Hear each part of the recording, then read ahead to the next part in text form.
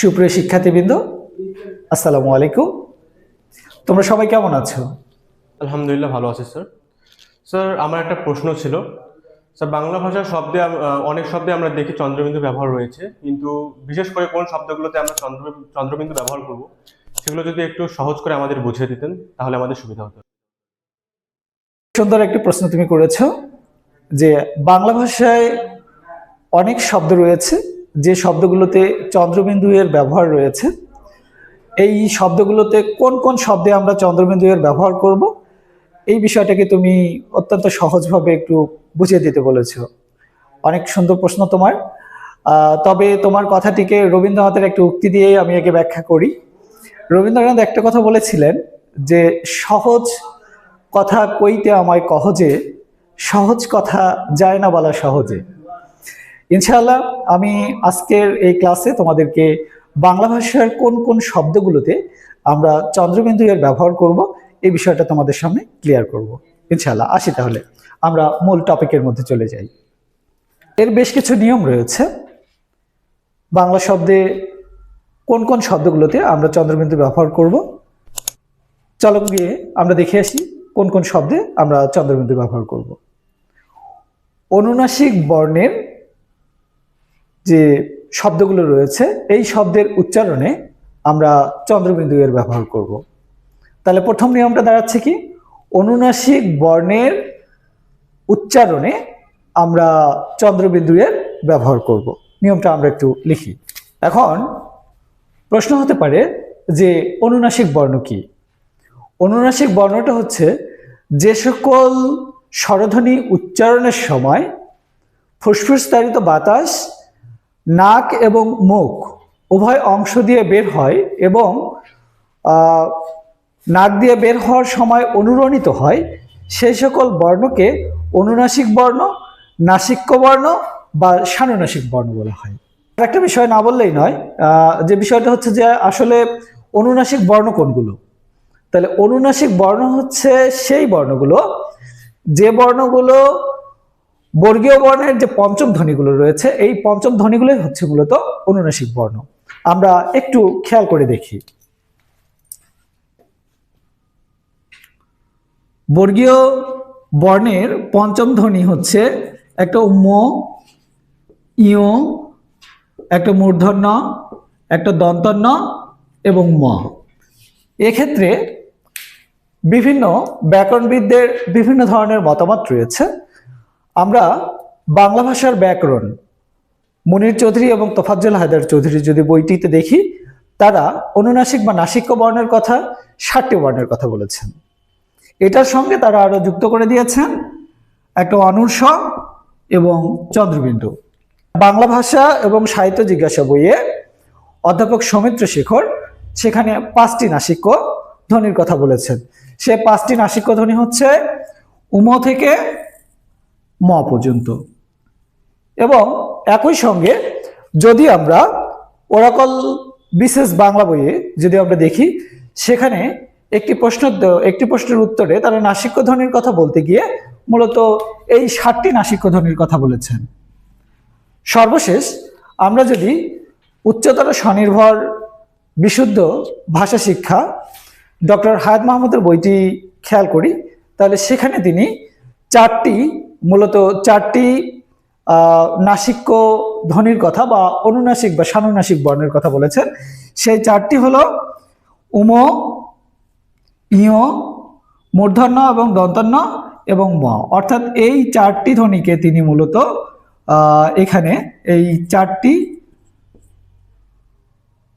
ধ্বনি হচ্ছে নাসিক্য ধ্বনি। তো আমাদের আলোচ্য বিষয় সেটা না, আমাদের মূলত জানা দরকার যে আসলে নাসিক্য ধ্বনিগুলো যে রয়েছে এই নাসিক্য ধ্বনিগুলো এটা মানে বর্ণের অর্থাৎ যে বর্ণগুলোতে যে শব্দগুলোর মধ্যে নাসিক্য ধ্বনি থাকবে সেই শব্দগুলোই কেবলমাত্র সেই শব্দগুলোতেই আমরা কেবলমাত্র চন্দ্রবিন্দু এর ব্যবহার করব। তাহলে আমরা প্রথম নিয়মে চলে যাই। আমাদের প্রথম নিয়মে বলেছে যে অনুনাসিক বর্ণের শব্দের উচ্চারণে চন্দ্রবিন্দু ব্যবহৃত। তাহলে অনুনাসিক বর্ণ এখানে আমরা দেখেছি প্রথমে একটা উদাহরণ দেওয়া আছে, যে উদাহরণটা হচ্ছে কাঁঠাল। কাঁঠালটা হচ্ছে তাহলে এটা সংস্কৃত শব্দ কণ্টক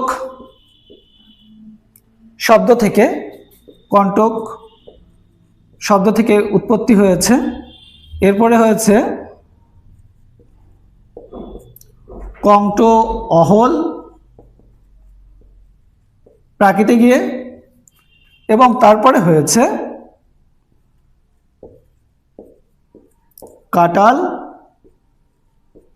এবং এটার পরিবর্তিত রূপ হচ্ছে বা কাঁঠাল বা কাঁঠাল। আশা করি তোমরা এই প্রথম নিয়মটি বুঝতে পেরেছ। দ্বিতীয় নিয়মের কথা যেটা বলা হচ্ছে সেটা হচ্ছে অনুরূপভাবে আমরা যদি চাঁদ শব্দটি দেখি, সংস্কৃত শব্দ চন্দ্র শব্দ থেকে মূলত চাঁদ শব্দের উৎপত্তি হয়েছে। তার মানে এখানে একটা নাসিক্য বর্ণ বা অনুনাসিক বা সানুনাসিক বর্ণ রয়েছে। আবার দেখো, যদি দ্বিতীয় নিয়মে আমরা যাই, বাংলা ভাষার শব্দে চন্দ্রবিন্দু ব্যবহারের আরেকটি নিয়ম হচ্ছে কতগুলো ক্রিয়াবাচক শব্দে, অর্থাৎ কতগুলো ক্রিয়াবাচক শব্দে মূলত চন্দ্রবিন্দু ব্যবহৃত হয়। যেমন উদাহরণ দিতে পারি আমরা কাদা শব্দটি। আচ্ছা, আমরা আগে নিয়মটি লিখি, উদাহরণ দিয়ে বিষয়টাকে পরিষ্কার করা যাক। যেমন আমরা এখানে বলতে পারি সংস্কৃত শব্দ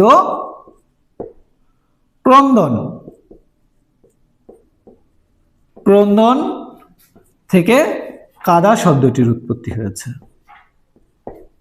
তাহলে এখানে নাসিক্যত বর্ণ ন রয়েছে। আবার যদি আমরা দেখি রাধা, সংস্কৃত শব্দ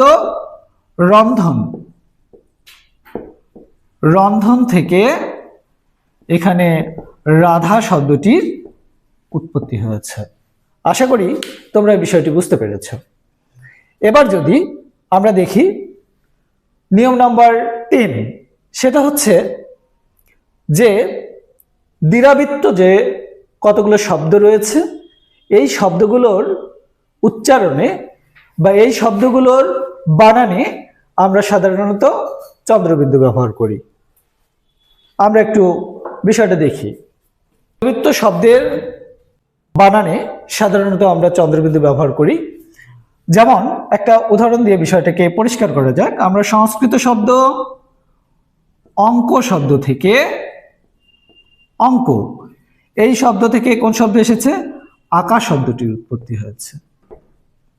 এবং একই শব্দ যখন দুইবার অর্থাৎ আবৃত্ত হবে তখন শব্দটি এরকম হয়ে যাবে আঁকা আঁকি, আঁকা আঁকি।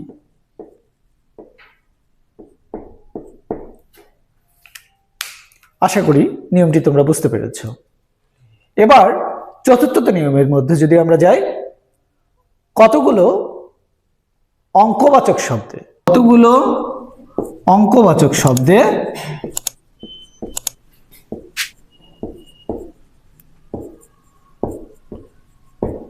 চন্দ্রবিন্দু ব্যবহৃত হয়। একটা উদাহরণ দিয়ে বিষয়টাকে আমরা পরিষ্কার করতে পারি। সেটা উদাহরণটা হচ্ছে সংস্কৃত শব্দ পঞ্চ থেকে এখানে এসেছে পাঁচ শব্দটি। এখানে পঞ্চের এখানে নাসিক্য বর্ণ, অনুনাসিক বা সানুনাসিক বর্ণ কি রয়েছে? ইও রয়েছে। এবং সর্বশেষ আরেকটি নিয়মের মধ্যে দিয়ে আমরা আমাদের আলোচনাকে শেষ করব। সেটা হচ্ছে যে সম্মানসূচক সর্বনাম শব্দে চন্দ্রবিন্দু ব্যবহৃত হয়। অর্থাৎ বিষয়টা দাঁড়াচ্ছে এরকম, সম্মানসূচক যে সর্বনাম শব্দগুলো রয়েছে বা সর্বনাম পদগুলো রয়েছে, এই পদগুলোতে আমরা কি ব্যবহার করব, যে চন্দ্রবিন্দু এর ব্যবহার করব। একটা উদাহরণ হিসেবে বিষয়টাকে পরিষ্কার করা যেতে পারে। আমরা বলতে পারি যেমন রবীন্দ্রনাথ ঠাকুর গীতাঞ্জলি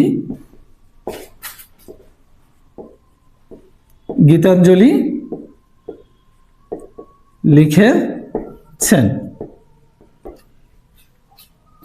এখানে রবীন্দ্রনাথ হচ্ছে, এখানে এই বাক্যের মধ্যে রবীন্দ্রনাথ হচ্ছে বিশেষ শব্দ। এখন আমরা বলেছি যে সম্মানসূচক সর্বনাম শব্দে চন্দ্রবিন্দু এর ব্যবহার হবে। একই বাক্য আমরা যদি বলি তার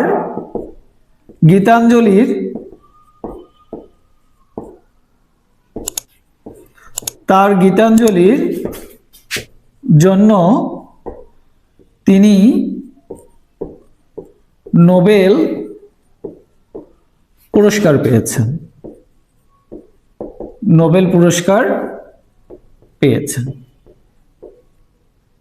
নোবেল পুরস্কার